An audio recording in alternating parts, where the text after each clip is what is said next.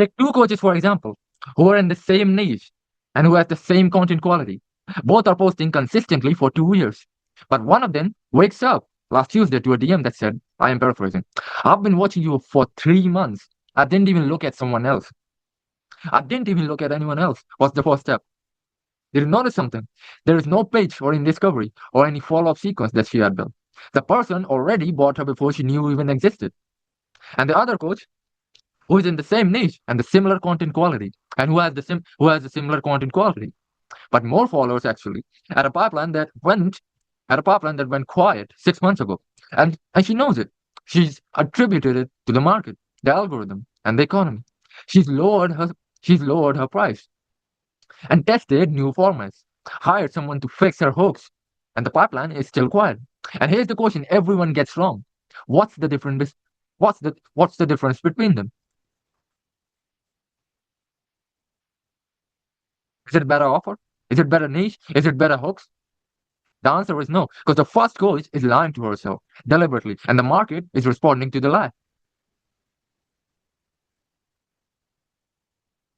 And I know that sounds backward, but stay with me because everything you've been told about building a coaching business, including the tactics, the framework, the content system, assume that results cause identity. That if you produce enough proof, enough testimonials, enough case studies, your audience will eventually trust you and become and buy and buying becomes automatic. And that's not how it works. It never was.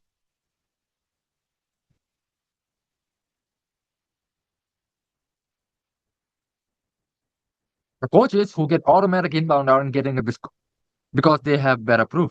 They're getting it because they decided who they were before anyone agreed. They lied to themselves first. Then the market confirmed the lie. Then the lie stopped being the lie.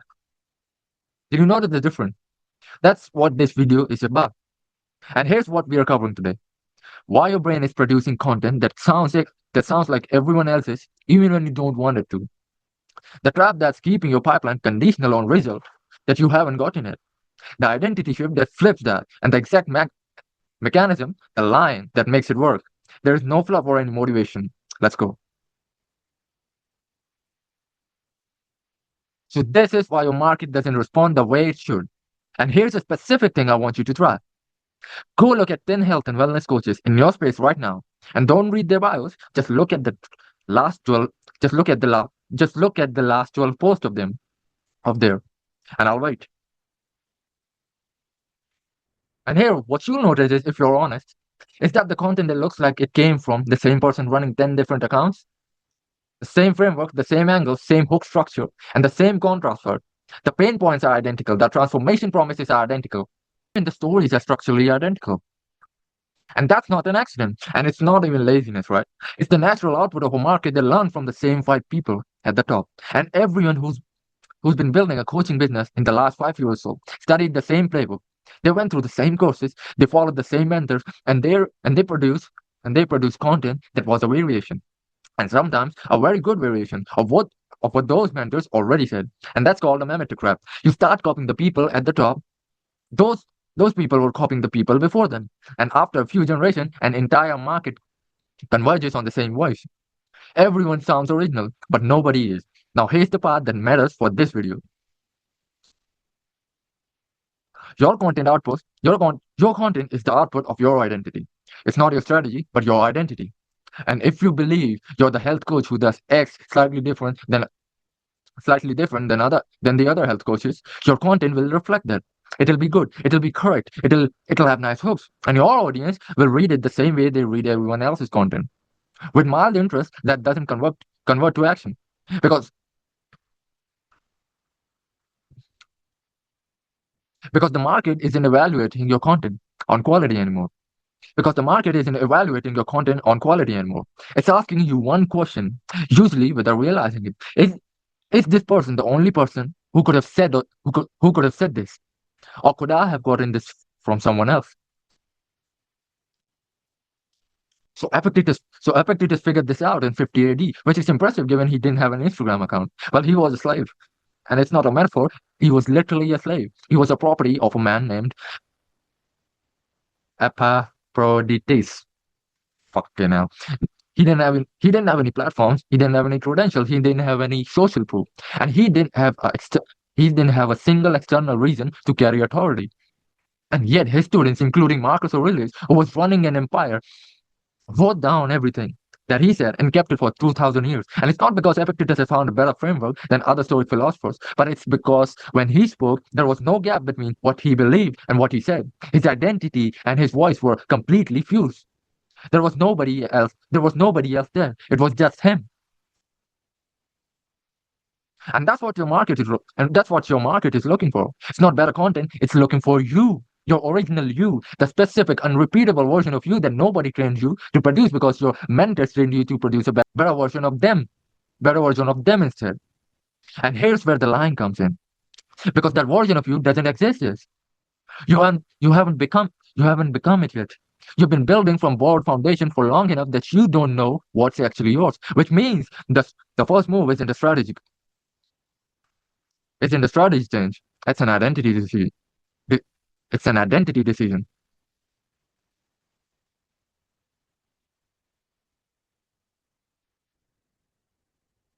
And here's the model most coaches are running their businesses on, even if they've never named it.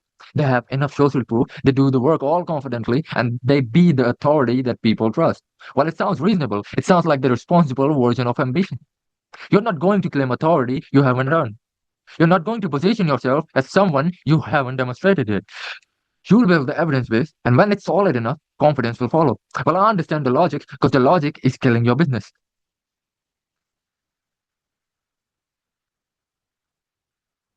And here's what's actually happening when you operate from the have to be. You post content as the permission level your current evidence allows. You have 12 testimonies, so you speak with the authority of someone who has 12 testimonies. You have one transformation result, so your case studies are careful to not overpromise beyond that one result. And your content, however technically solid, broadcasts a frequency your market reads instantly. That this person is performing certainty. They don't fully have it yet. And now here's the thing nobody tells you about that frequency. It's not your content that broadcasts it. It's your identity. The hooks can the hooks can be perfect, the frameworks can be tight, the production can be clean, and the person scrolling will still feel nothing. They will feel that there's a gap between what you're saying and what you fully believe. And people are extraordinarily good at detecting that gap. They've been doing it their whole life with every person they've ever trusted or not trusted. They can't name what they're feeling. They just know your content doesn't make them stop. They engage politely and keep scrolling. Mhm. And the pipeline softening and the pipeline softening you're experiencing right now, if you're experiencing it, it's not a tactics problem. It's a frequency problem. And frequency is downstream of identity. So Muhammad Ali understood that more clearly than most CEOs of today's age ever do. Before he was a champion, before the listing fight, before anyone had any rational reason to take him seriously, Cassius Clay, 22 years old, told every journalist in the room exactly who he was and exactly what was going to happen. And they laughed at him. He was delusional. He went on television and told the world that he was the greatest before he'd ever beaten anyone great. And that wasn't ignorance. And that wasn't arrogance. It was an identity decision. He decided who he was before the evidence agreed. And then his actions, his training, his presence, his performance in the ring, they all flowed from that identity. They didn't flow towards it, they flew from it. Do you see what I'm saying, gentlemen? The bell came from the belief, not before. It was never been before. And this is exactly the difference between the two coaches I described at the start. The one with automatic inbound is not more credible than the one who is grinding. She made an identity decision that her pipeline hadn't justified yet. She decided that she was the definite answer in her space, and she created content from that decision instead of toward her. Our audience felt the difference, and that's why they arrived pre-sold. The have to be locks in identity behind outcomes. You will never feel like the authority until you have the evidence, but you'll never get the evidence at scale until you have the identity. Well, it's a loop. Most coaches are stuck in it for years and running optimization experiments on their hooks when the actual problem is 3 levels upstream.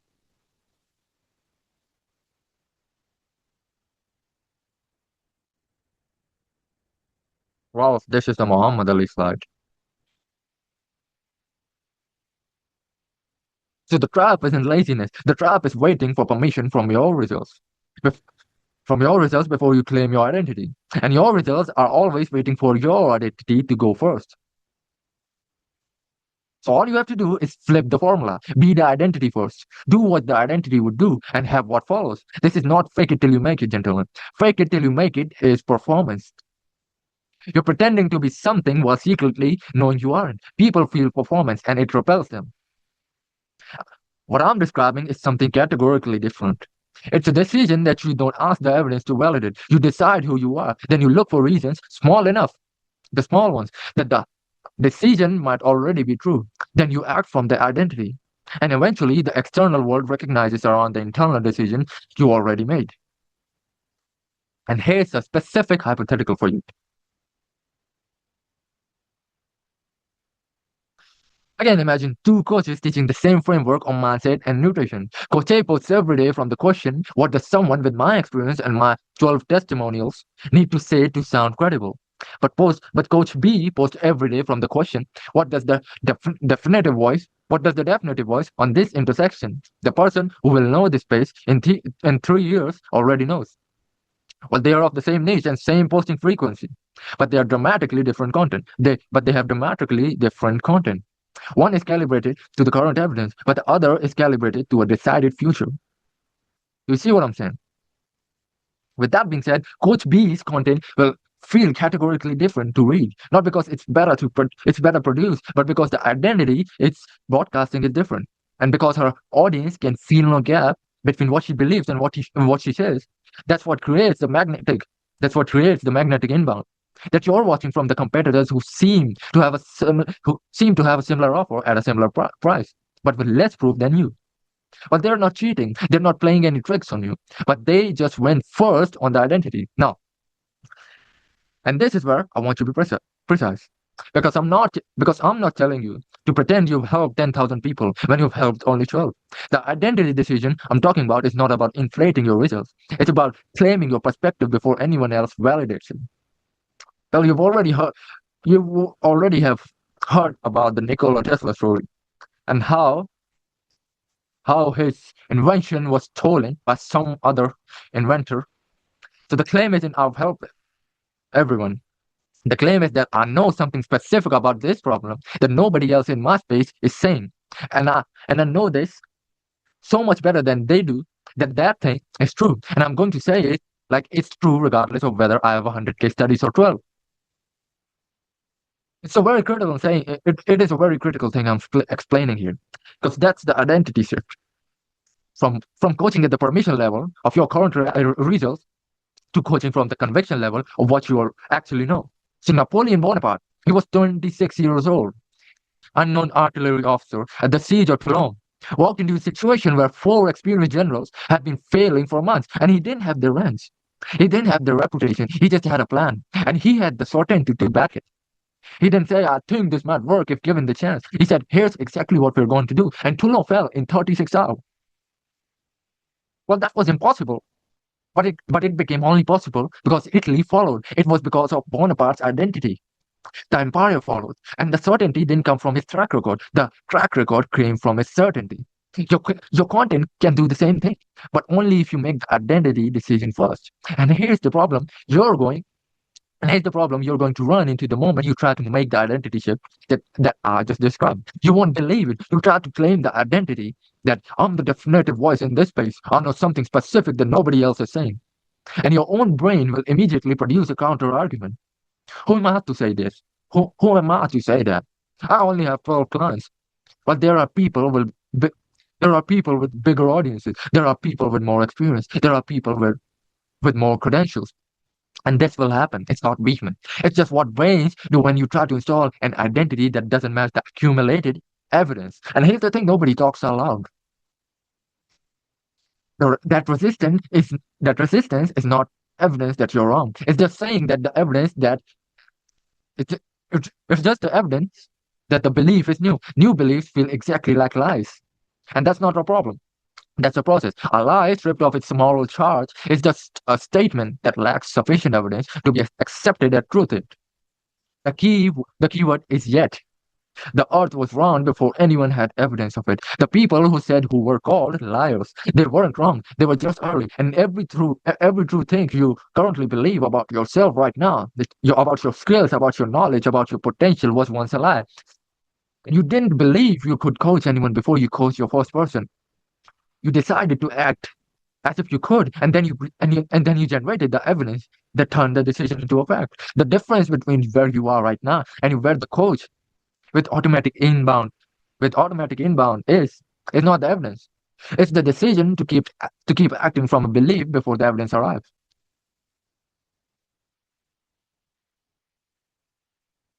And here's how the and here's how the progression actually works. And I want you to hear this clearly, okay? So stage one is your lie. You claim the identity before you have the evidence. That I am the definitive on this one. I see something in this problem that nobody in my space is claiming. When someone needs the real answer of this, I'm who they find. Well, it feels uncomfortable, but it should. That's the sign you're saying something new. And stage two is about that you look for micro evidence. You're not looking for in depth testimonials, not case studies, micro evidence. The DM where someone says, I've never heard it put that way before. I've never heard it put that way before. The comment that says, this stopped me mid scroll. It can be that comment. It can be the client who said that they almost didn't book, but something in your content felt categorically different. These are not proof yet, right? They're signal. You collect them obsessively because your brain needs small confirmations to stack toward belief. And stage three, well, I'm giving you sauce right now, bro. Stage three is that your actions are aligning with the identity. You see where this is going, gentlemen? Not because you're performing it, but because you have rehearsed it enough that the gap between the decision and the behavior starts closing. Your content changes, but not in format, but in frequency. The thing you're broadcasting shifts from I'm trying to earn your trust to I already know what you need, and people feel it. And stage four, the identity locks. You don't remember exactly when. You just noticed that one day you're not trying to convince yourself anymore. Well, before, on the cold outreach side, you were disturbing someone else's day. But here, you're attracting them. Before, you were repelling them. You see where this is going? The belief stopped needing defense. It became obvious. Here we go. Conor McGregor, when he was still on welfare in Dublin, used to tell his teammates exactly how much money he was going to make, exactly which fights he was going to win, exactly what round it was going to end, and they thought he was delusional. He said it again tomorrow. He kept stacking the lie until it became the story that he was living from rather than building toward. That's not visualization as a technique. That's just an identity installation as a practice. The coaches who get automatic inbound are more talented than me. They just ran this process, and some of them consciously, most of them by accident. They got obsessed with a specific idea about who they were in their market. They said it before it was fully true. They kept saying it, and market, which responds to frequency and identity rather than any evidence and credential, started confirming it. Your your your audience is not waiting for you to have better case studies. They're just waiting for you to decide who you are right now with enough certainty that being around your content feels like being around someone who already has the answer. Make the decision, say the thing before it's fully true. Find the small reason it might already be true and act from it. Repeat it until it makes sense and it becomes true. The lie stops being a lie when you stop needing it to be confirmed. And that's when your pipeline goes from something you manage to something that runs. So let's close the loop here. The difference between the coach and here's where everything will make sense. The difference between the coach with automatic inbound and the one who is grinding. It was never tactics because he was acting like a because his day went like a sales rep's day whilst he was an entrepreneur. It was never the algorithm. It was an identity decision. One of them made before the evidence agreed. The have to be